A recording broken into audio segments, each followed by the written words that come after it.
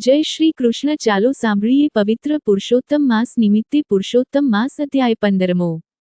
સૂત પુરાણી બોલ્યા, હે મુનિશ્રેષ્ઠો, સુદેવે ભગવાન વિષ્ણુને પ્રણામ કરી તેમની સ્તુતિ કરી. પ્રસન્ન થયેલ ભગવાન વિષ્ણુએ વરદાન માગવા કહ્યું. સુદેવે કહ્યું, હે પ્રભો, જો આપ મારા ઉપર પ્રસન્ન થયા હો તો મને એક પુત્ર આપો. મારો સંસાર નીરસ થઈ ગયો છે, તેને નવપલ્લવિત કરો. ભગવાન વિષ્ણુએ કહ્યું, હે બ્રાહ્મણ, તારા નસીબમાં પુત્રનું સુખ લખાયું નથી. 7 જન્મ સુધી તારા ભાગ્યમાં પુત્ર સુખ નથી. ભગવાનના આવા વચનો સાંભળી બ્રાહ્મણને આઘાત લાગ્યો અને તે મૂર્છાવશ બન્યો. પતિની આવી દશા જોઈ તેની પત્નીની આંખો ભીની બની.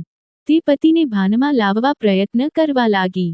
તેણે પોતાના પતિને ઉદ્દેશીને કહ્યું, વિધિના લેખ મિથ્યા હોતા નથી. પ્રભુ ભક્તિને સર્વોત્તમ ગણવામાં આવે છે, છતાં ભાગ્ય પ્રબળ છે. વિધિના લેખ ટાળવા ભગવાન પણ સમર્થ નથી. માટે તમે શોક દૂર કરો અને ઊભા થાઓ. ભગવાન વિષ્ણુ સાંભળી શાંત રહ્યા, પણ ગરુડજી શાંત ન રહી શક્યા. પોતાના સ્વામીની શક્તિની અવગણનાના આવા શબ્દોથી તે સમસમી ગયા અને ક્રોધવશ બની ગયા. તેમણે ભગવાન વિષ્ણુને વિનંતી કરીને જણાવ્યું, આપે આ બ્રાહ્મણને વરદાન માગવા કહ્યું હતું. તે જ્યારે વરદાન માગે છે ત્યારે આપ અશક્તિ દર્શાવો છો તે યોગ્ય નથી.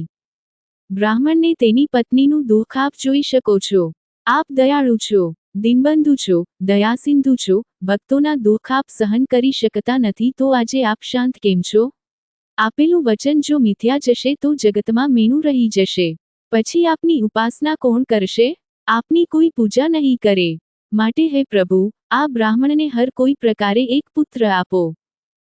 ગરુડની આવી વાણી સાંભળી ભગવાન વિષ્ણુએ તેને કહ્યું, જો તારી આવી ઈચ્છા હોય તો તું બ્રાહ્મણને પુત્ર આપીને તેની ઈચ્છા પૂર્ણ કર. તું મારું વાહન છે, હું તને આશીર્વાદ આપું છું. પોતાના માલિકના આશીર્વાદથી પ્રેરાઈને ગરુડે બ્રાહ્મણને કહ્યું, મારા સ્વામીની આજ્ઞાથી હું તને એક પુત્રનું વરદાન આપું છું. તમારે ત્યાં મારા પોતાના અંશથી જ પુત્રનો જન્મ થશે. તે તમારા સંસારમાં સુખ શાંતિ આપશે. આમ કહી ગરુડ ભગવાન વિષ્ણુને પોતાની પીઠ ઉપર બેસાડી વૈકુંઠ ધામ લઈ ગયો.